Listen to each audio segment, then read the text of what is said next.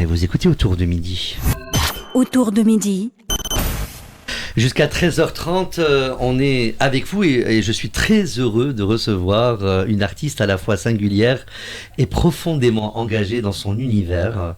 Nour Benzakour est architecte de formation, mais c'est dans la peinture qu'elle s'exprime pleinement sa sensibilité. Depuis 2023, elle expose à l'international, World Art Dubai, Paris Art Fair, Madrid, Phosphore, Secret Garden, et depuis octobre dernier, son vivarium s'est installé peu à peu dans la Art and Design Gallery, une belle trajectoire qu'on va prendre le temps d'explorer ensemble. Bonjour Nour Benzakour. Bonjour Mahdi, bonjour tout le monde. Merci de m'avoir. Merci d'avoir accepté notre invitation. Merci à toi. Alors, on commence par l'actualité. Oui. Nour, bonjour, merci d'être avec nous. Vous rentrez dans une nouvelle phase de votre parcours avec cette installation progressive de votre vivarium à la Art and Design Gallery.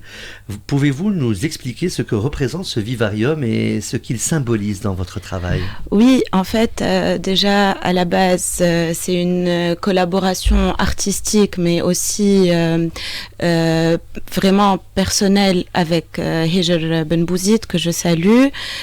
Qui est la propriétaire des lieux, l'artiste, l'architecte derrière la galerie, avec qui on a commencé cette démarche et en fait elle a comme si fait ressortir quelque chose en moi, mais de manière... La complicité est importante. C'est une complicité aussi humaine surtout, à part professionnelle, c'est une complicité vraiment humaine, donc ça a évolué et elle a fait ressortir quelque chose en moi, avec toute la légèreté et la spontanéité du monde.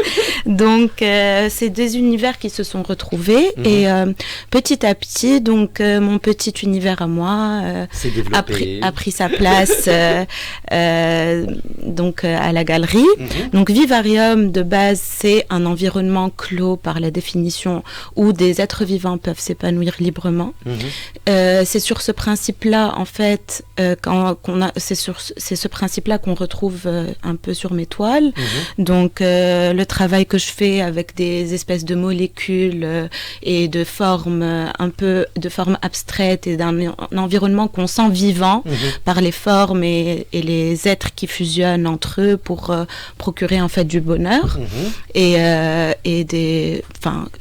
ça laisse place à une interprétation personnelle et donc on avait eu l'idée de préserver cet univers-là dans des boîtes en plexi. Donc c'est un type d'encadrement qui change un peu. Oui, c'est pas habituel. Et en fait, ça fait marquer cette idée de protéger l'univers qu'on trouve précieux et qu'on a envie de préserver. Donc c'est parti de là. Voilà. Alors, retour sur l'année 2023. L'année dernière a été très dense l'année dernière, quand on parle, parce que cette année, elle n'est pas encore finie. Oui. Mais en 2023, ça a été très dense pour vous. World Art Dubai, Paris Art Fair, avec la Van Gogh Art Gallery, puis Madrid. Oui. Comment avez-vous vécu cette reconnaissance internationale et que vous ont apporté ces expositions humainement et artistiquement? Écoute, c'était très riche humainement parlant et ça m'a aidé en fait à me lâcher dans ce monde qui m'était complètement pas étranger, mais on n'a aucune idée de ce que explorer. Voilà, on n'a aucune idée. Comme tu l'as dit, je suis architecte donc de formation, j'ai mon agence, je travaille, je fais de l'agencement et de l'architecture. Donc mais quelque part j'ai toujours été dans l'art. Donc ce qui fait que voilà, en participant à World Art Dubai au début, je me suis pas du tout pris la tête. Donc j'avais aucune idée de l'impact ni de ce qui allait m'attendre en fait par la suite. Donc je m'attendais pas à recevoir un prix, je m'attendais pas du tout à tout ça. Et après c'était juste un enchaînement, on se retrouve dans un train et on est dedans quoi. C'est tout. On descend pas. Inch'Allah, on descend pas. Alors la rencontre avec Art and Design Gallery, vous avez ensuite exposé à la 3e édition de Phosphore, puis participé à l'exposition Secret Garden en mai 2024. Voilà. Comment est née cette collaboration avec Art and Design Gallery et comment cette galerie accompagne aujourd'hui vos démarches? En fait, comme je l'ai dit, c'est une complicité humaine avec Hijr. On se connaît, mais on n'avait jamais travaillé ensemble et je suis arrivée très spontanément. En fait, j'avais jamais exposé en Tunisie avant et je cherchais un espace qui me correspond un univers qui me parle.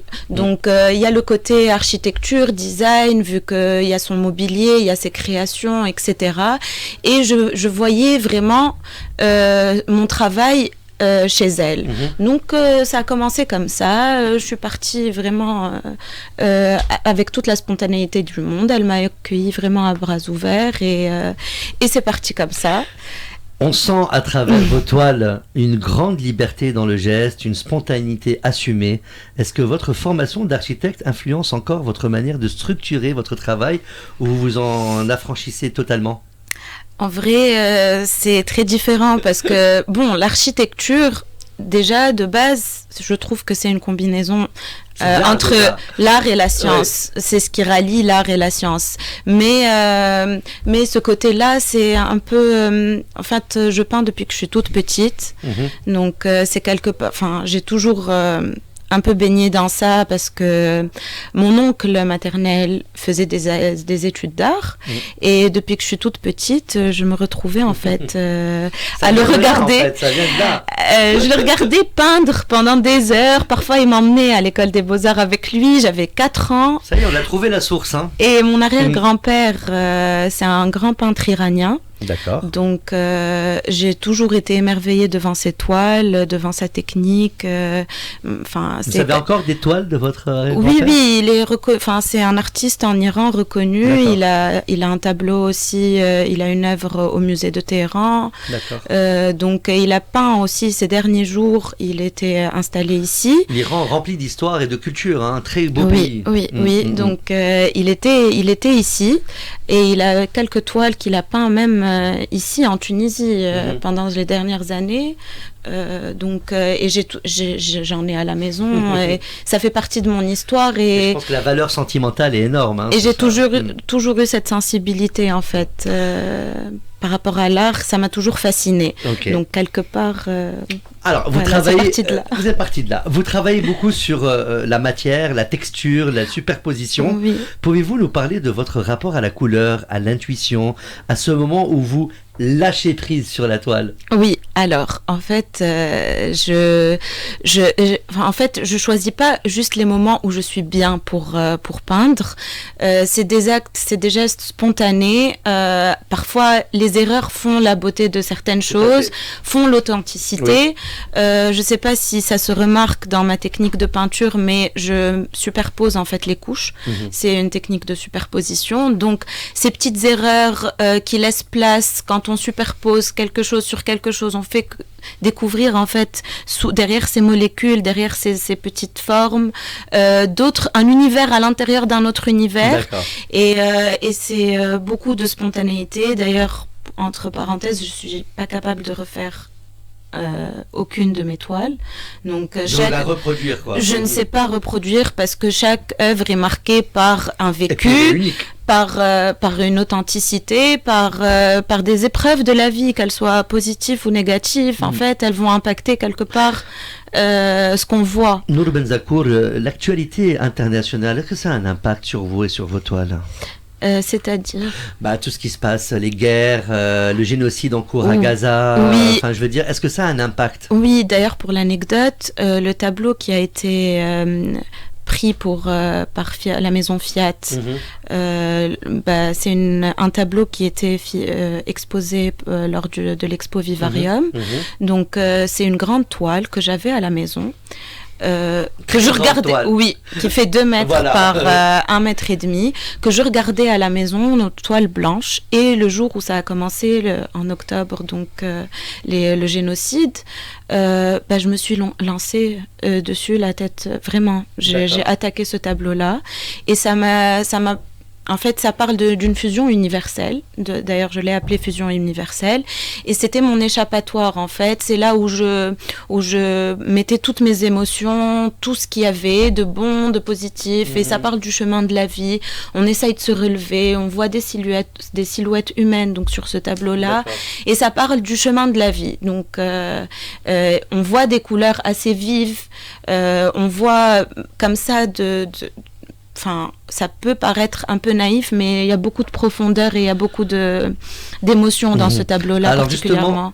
justement, vos œuvres semblent aussi très liées à l'intime, au ressenti personnel. Est-ce que vous considérez votre art comme une forme de journal intérieur ? Ou est-ce qu'au contraire, c'est une ouverture vers l'universel ? Non, c'est vraiment moi. Et en fait, à travers mes tableaux, ce que je fais, c'est une sorte de thérapie à travers mes œuvres. Donc, tout ce que vous voyez, c'est moi et mon univers. Ouais. C'est mon univers. Après, ça laisse libre à toute interprétation. Donc, celui qui arrive à lire. Après, on se projette. Voilà, c'est ça. Normal, c'est là l'art. Quelles sont les prochaines étapes pour vous ? D'autres expositions prévues, peut-être une résidence, un projet d'édition, une collaboration nouvelle ? J'y pense pour la résidence. J'aimerais bien en profiter maintenant. Et je sais pas, en fait, la vérité, j'ai des objectifs personnels, mais en fait, j'essaye de rien cadrer, de rien prévoir pour laisser place aux surprises. J'aime l'effet de surprise. Donc La voilà, spontanéité, quoi. j'aime tous les actes spontanés et j'aime l'effet de surprise. Donc Comment réagit le public face à vos œuvres ? Avez-vous eu des retours qui vous ont particulièrement marqué, que ce soit ici, à Paris, à Dubaï ou à Madrid ? Oui, en fait, ce qui me plaît le plus, c'est cette reconnaissance-là quand on passe devant un des passants, en fait, lors de l'expo de World Art Dubaï. Il était passé, il s'est arrêté comme ça. Il y avait une foule, il y avait 300 stands, donc 300 exposants, plus de 60 nationalités. Donc, il y avait un passant, il s'est arrêté et il m'a regardé, il m'a dit « Wow, thank you ». Merci pour ce moment. Et ça, c'était vraiment une de mes plus belles. Et le fait que ça plaise autant aux petits qu'aux grands, ça aussi, c'est vraiment une reconnaissance qui n'a pas de prix. Vous êtes donc, on le sait maintenant, architecte à la base, mais la peinture semble avoir pris toute la place. Est-ce que vous peignez tous les jours ? Est-ce une nécessité presque vitale pour vous ?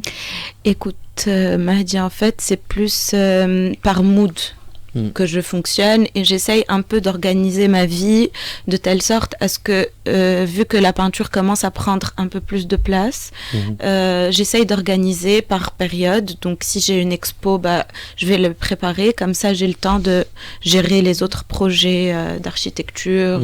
Là par exemple, je devais fermer une pharmacie avant d'attaquer l'exposition la Golden Bloom qui a eu lieu. C'est bon, ça a été bouclé ?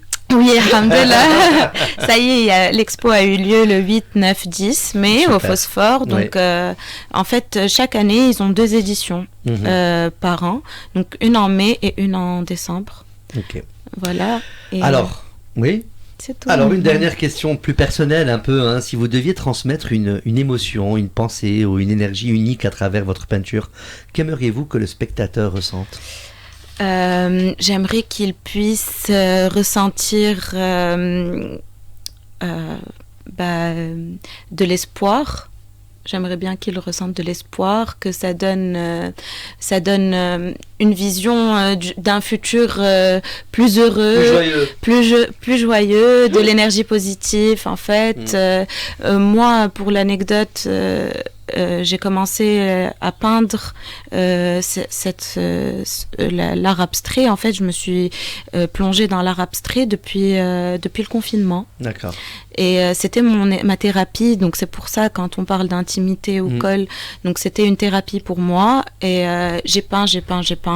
Et j'ai peint un environnement où c'est des molécules qui propagent du bonheur au lieu de la maladie. Et les gens étaient en train de mourir, des proches, des gens qu'on connaît. Enfin, donc c'était quelque part période très sombre. Oui, et donc je me suis vraiment plongée dans cet univers, et du coup j'avais appelé l'exposition, enfin les tableaux, cette collection-là Utopia, que j'avais exposée à World Art Dubai, du coup donc voilà. Vous la voyez pas, vous allez la voir par caméra, mais elle est un peu timide, hein, Nour. Un peu. Merci Nour Benzakour d'avoir partagé avec nous votre univers, votre démarche et cette belle énergie artistique. Merci. On suivra avec beaucoup d'attention la suite de votre parcours. Très bientôt. Merci, à très vite. Et bon vent au Vivarium. Merci. Restez avec nous, on est encore avec vous jusqu'à 13h30. Tout de suite, c'est Amy MacDonald avec This is the Life.